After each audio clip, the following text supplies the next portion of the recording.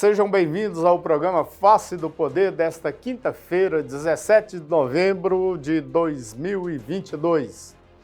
Hoje temos o prazer de receber novamente aqui para conversar conosco o consultor Enio Fernandes, engenheiro agrônomo, empresário rural, professor, consultor de mercado e gestão de risco em mercados de commodities agrícolas, soja, milho e também palestrante.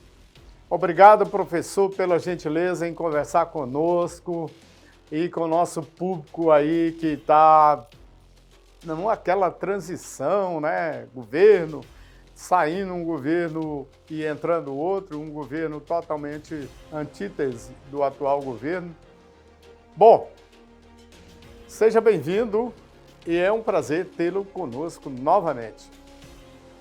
O prazer é meu estar aqui no Face do Poder, muito bom conversar com vocês. Bom, o agronegócio está aí vivendo um momento delicado devido à transição de governo, seja pela sua experiência e por também conviver aí dentro do agronegócio, ser um técnico que presta consultoria. A pergunta é, qual a expectativa do agro sobre o governo Lula? A gente tem alguns temores, né, com alguns discursos. Esse discurso de pouco cuidado com a responsabilidade fiscal, isso nos traz preocupações, porque se a gente gerar mal a economia, o juro é alto, a gente tem dificuldade de captar recursos a juros competitivos, competir com o resto do mundo. Eu lembro que o agronegócio no mundo inteiro, ele é protegido. Vou te dar um exemplo. Se você tem uma vaca que seja na França ou na União Europeia, a cada ano ela vai ganhar 1.100 euros só para ela existir. 1.100 euros. Então, se é uma vaca dessa viver 10, 20 anos, você vê quanto que um produtor europeu ganha. Aqui no Brasil nós não temos essas proteções. Nós pegamos dinheiro, ajuda de mercado, arcamos com todos os riscos e vamos para o mercado. Mas essa é uma regra do nosso jogo. A gente tem que entender que é assim que o nosso Brasil foi constituído. Então, preocupações com a discussão do respeito à responsabilidade fiscal é importante. Segundo ponto é o seguinte, a gente tem que parar dessa história de nós contra eles, um contra o outro, né? É impossível esse país dar certo sem um agro forte. O mundo precisa do agro brasileiro por questão alimentar. Agora, essa semana, nós atingimos a marca de 8 bilhões de habitantes no mundo. 8 bilhões de habitantes que precisam comida, mas além de comida, precisam de esperança de futuro, precisam de renda, precisam crescer, se desenvolver, se educar, precisam ter qualidade de vida. E o agronegócio, em alguns momentos, vai ser importante para esses 8 bilhões. Na alimentação, são 3 alimentações por dia que toda pessoa merece ter. Então, o mundo precisa do agro, o Brasil precisa do agro, e o estado de Goiás precisa do agro. A mola propulsora do desenvolvimento dessa nação é o agro. Nós já perdemos a indústria, né? A indústria perdendo PIB no mundo inteiro, perdendo PIB no Brasil. A nossa educação, o nosso desempenho da educação muito fraco, produtividade de homem-hora péssima. Então, o único momento que nós somos excelentes é no agro. Então, se o agro der certo, o estado de Goiás vai dar certo, o Brasil vai dar certo e o mundo vai alimentar. Então, eu acredito que se nós tivermos capacidade de comunicação de ambos os lados, tanto do governo como dos atores do agronegócio, nós podemos construir pontes positivas para todos. Ele tem uma questão aí, falando sobre o agro, é o seguinte, a questão ambiental, ela entrou na pauta aí a partir do momento em que o presidente Lula foi eleito. É uma pauta assim um tanto quanto emblemática, tem discussão, desmatamento, né? No próximo governo, você acredita que pode haver um embate entre o agro e ambientalista, porque tem aqueles radicais do meio ambiente, fala-se, inclusive, que o senador Randolfo, pode vir a ser o ministro do meio ambiente ou a Marina Silva. Você acredita que aquele embate do passado pode voltar a partir desse governo do Lula? Poder pode, mas eu ficaria muito triste com isso. Na verdade, nós não podemos ser reféns do discurso agroambiental do mundo. Nós temos que liderar esse discurso. Vou te dar um exemplo. Matriz energética com energia renovável. O Brasil tem 42%. Ninguém tem isso. Áreas preservadas. O Brasil tem 62% das suas áreas preservadas iniciais. Né? Quando o Cabral chegou aqui, 62% é preservado. Áreas que o Estado brasileiro ele tomou a decisão de que não vai mexer. Reservas indígenas, parques nacionais. Nós decidimos, a nossa sociedade decidiu que 30% do nosso país ninguém vai mexer mais. Já está imobilizado. Reservas dos produtores rurais, mais parques nacionais, mais reservas indígenas. Unidades de conservação. 30%. O segundo, se eu te dar um exemplo, os Estados Unidos tem 18%. Só que ele escolheu desertos, nós escolhemos áreas produtivas. Tem países que tem 7%, nós temos 30%. Todo produtor brasileiro ele tem que preservar de 20% a 80% da sua área. Que produtor no mundo faz isso? Que produtor no mundo, depois de usar um agrodefensivo, lava a embalagem 3 vezes, fura e vai devolver na central de reciclagem? Nenhum. Eu estive na França, eu estive na Europa. O produtor europeu, quando ele termina de usar um produto agrodefensivo, ele põe fogo na sua propriedade, na embalagem. Então, nós somos referências no mundo de biodiversidade e respeito ao meio ambiente com alta produção. Nós estamos vendo agora países da Europa, Alemanha, reativando termoelétricas. O que é isso, gente? É a energia mais suja possível. E nós temos 42% de energia renovável. Podemos adotar agora o B14, que é 14% de biodiesel dentro de cada litro de óleo diesel. Comenta chegar a B15. Temos etanol, temos energia solar, temos hidrelétrica, energia eólica. Quer dizer, nós somos um case de sucesso no mundo. É a 7ª ou 8ª economia do mundo, com 42% da sua matriz de energia renovável.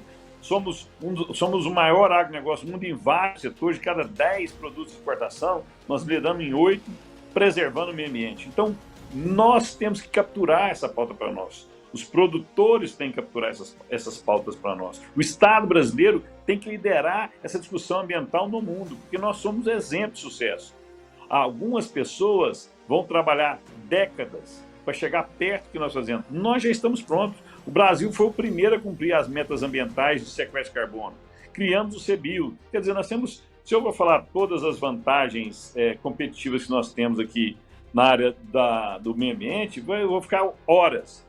Esse país, ele que tem que liderar. Nós precisamos respeitar o meio ambiente. Quem faz grilagem de terra na Amazônia não é produtor rural, é bandido.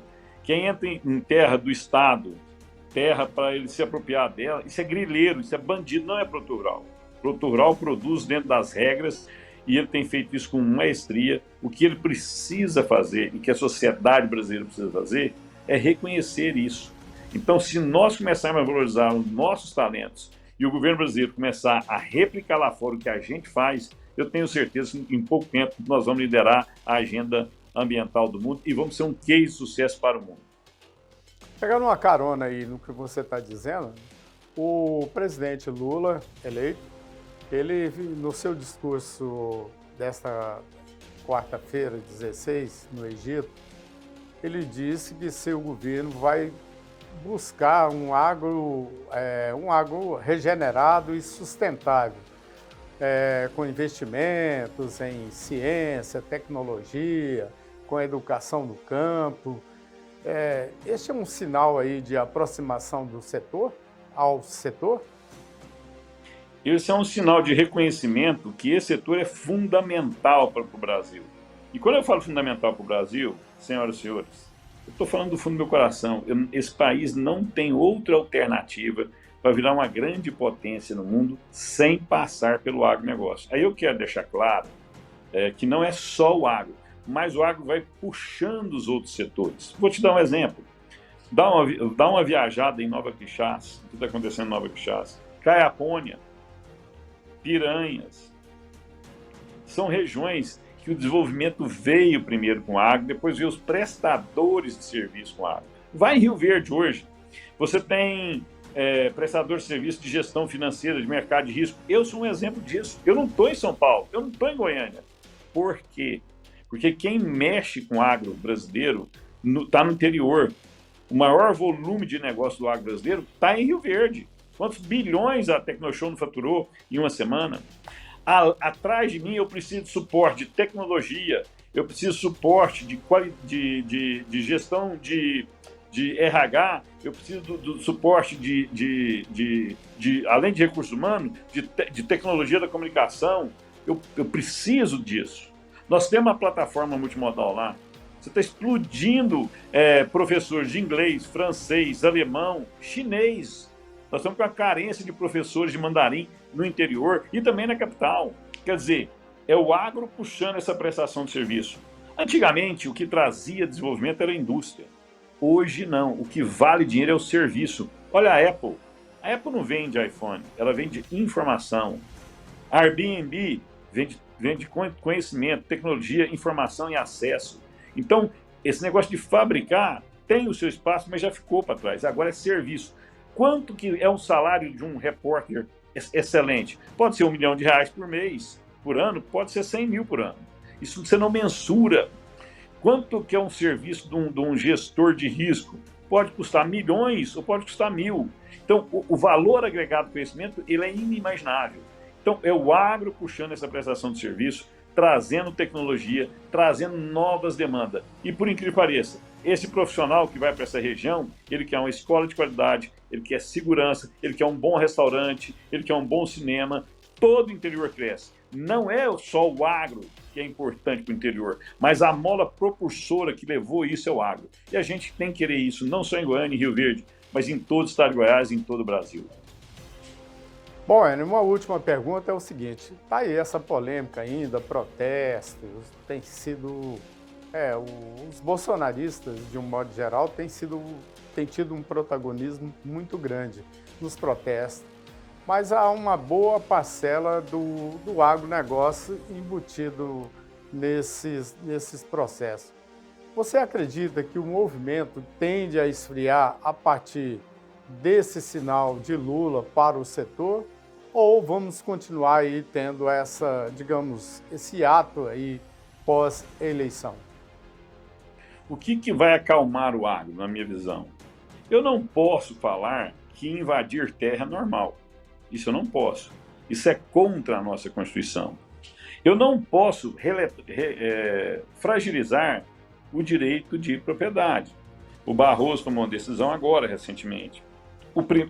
Depois que tomou a decisão, invadir o primeiro não foi uma fazenda, foi um prédio em São Paulo. Então, quando eu agrido o direito de propriedade, eu estou agredindo o empreendedorismo. Sem empreendedorismo, não tem emprego. Vou te confessar um negócio. Eu estive em Cuba, pessoalmente, passei uma temporada em Cuba, fui lá ver com meus próprios olhos. Também fui para os Estados Unidos. E foi interessante que eu fui para Cuba num ano, no outro ano eu fui para os Estados Unidos e eu fui para Nova York, o centro do consumo no mundo. Eu peguei os dois extremos, né?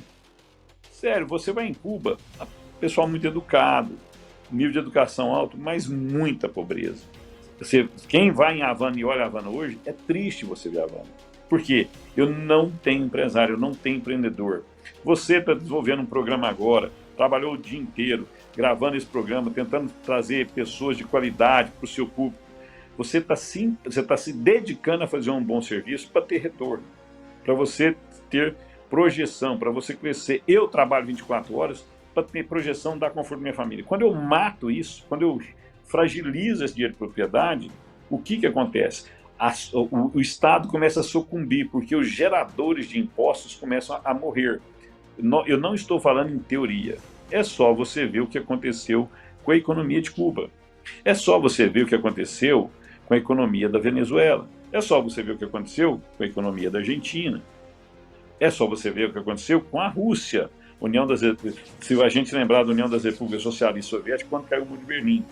O que faz o mercado acontecer, quem gera emprego, quem gera renda, é o empreendedor. Então nós precisamos respeitar o direito de propriedade. Segunda coisa, nós precisamos também ter um diálogo aberto com qualquer um que esteja no poder. O que é esse diálogo aberto? Eu preciso sim respeitar o meio ambiente, mas eu também preciso ser respeitado. Eu não posso ter uma relação de conflito. Isso é muito ruim. Quando eu divido a sociedade, ninguém cresce. Esse país, ele é muito rico, ele tem muitas oportunidades. Nós temos alguns desafios a serem vencidos na área da educação, na área da saúde. Aí o Estado tem que ter uma mão forte, proteger esse setor. O Estado também precisa regular a voracidade do empresário. Ele não pode deixar o empresário fazer tudo o que ele quer. Não é bom isso. Você precisa ter limites. Então, precisa ter esse diálogo aberto. Agora, quando eu começo a estimular invasão de terra, eu vou ter um ministério de povos originais. Se for para respeitar a história dos povos originais, muito bem. Agora, se for para de outros setores, você vai dividir ainda mais. Então, é isso que nós temos que olhar. Um Estado menor, mais eficiente. Isso vai ser bom para o agro, vai ser bom para a sociedade brasileira, vai ser bom para todos. Ok. Obrigado, Enio, pela entrevista. Até uma próxima oportunidade. Eu que sou grato por estar aqui na Face do Poder. Um grande abraço e nos veremos logo. Ok, não se esqueça de deixar o seu gostei ou não gostei. Sua participação é muito importante para o canal Hoje News. E não se esqueça, nos acompanhe também no hoje.com, no Facebook e no Instagram. Até a próxima.